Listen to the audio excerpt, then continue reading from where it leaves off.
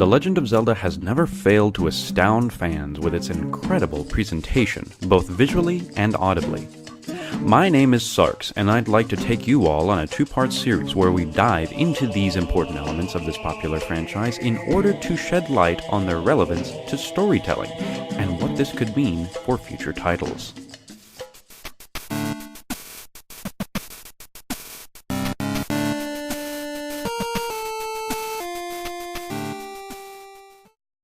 In this first part, I'd like to mainly cover the visual elements of the Zelda series, and discuss some potentialities that could lead to deeper speculative discussion, and open some doors for the direction of the franchise. First thing I'd like to point out is the obvious elephant in the room, the Zelda Timeline. Now, this has been a pretty nasty beast for the majority of the fanbase, but I, personally, have had no qualms with it since Breath of the Wild's release. How does this relate to the video? Well, an argument or two will presuppose that Breath of the Wild takes place as the latest entry to the child timeline. If you don't know what I mean by that, or are perplexed at the mention of multiple timelines in Zelda, then I suggest you do some outside research to know what I'm talking about here. There are plenty of YouTube videos on the subject.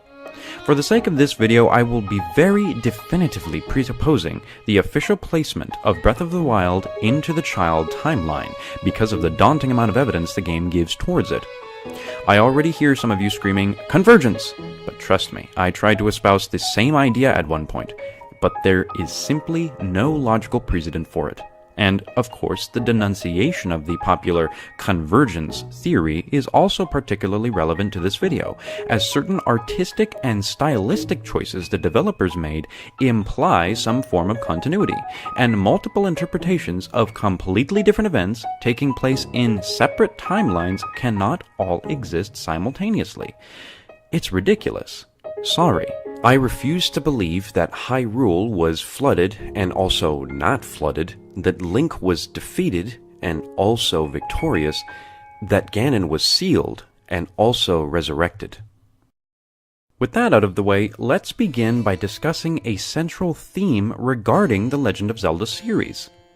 I know this has been discussed before, but bear with me. The very title of the franchise implies some form of bygone age, hence the Legend of Zelda. But is this just to procure some form of medieval fantasy story without having to explain too much how long ago it took place? Or does it imply something about the story itself? Well, judging by the fact that the franchise isn't just called Zelda, but instead the Legend of Zelda, and how the games seem to have stories that are more or less unrelated to each other, the name begins to make more sense. Of course, one thing remains consistent throughout each title, save for Triforce Heroes: the existence of a Princess Zelda. The Legend of Zelda series is really just a series of legends which concerns the constant battle between the forces of evil and good, spearheaded by the malicious Ganon, or Demise, and the Princess Zelda respectively.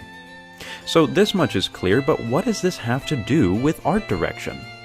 Well, if we really think of every single Zelda game as a contained legend, we have to then consider, who is the orator behind these stories?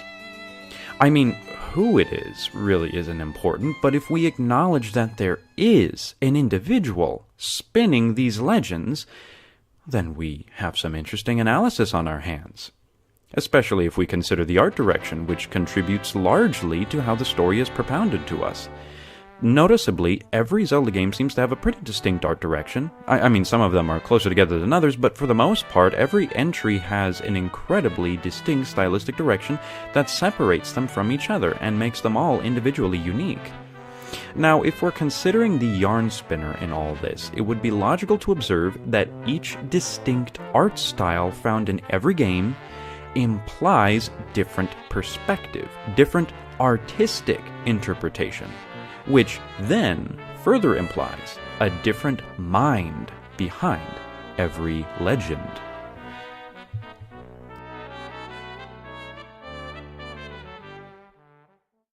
The Legend of Zelda can then be described as, using this logic, a collection of legends describing the different chapters in the history of Hyrule told by a variety of different lore keepers, each in different ways, each with unique interpretations.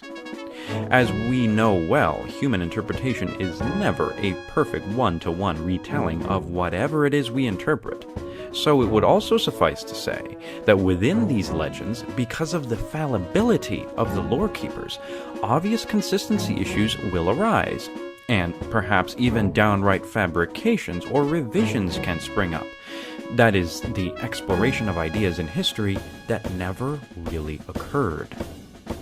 This is all quite a lot to process, but I hope this makes sense so far.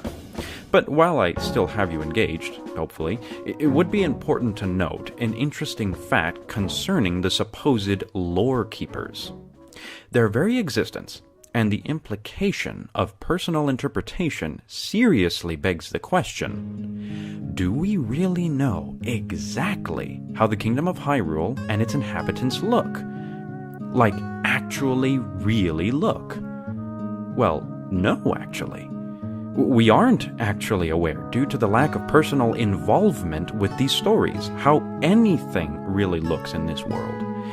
We don't know the true face of Ganondorf, we don't know the real beauty of the Princess Zelda, we don't even know the heroic visage of the hero himself. All we have are interpretations. This is where it gets interesting. Notice how in every game that includes these characters, these locales, there are certain levels of consistency that we can pick up on, even if there are deviations. There are things that remain recognizable throughout each interpretation. What are some things that immediately stick out in this way?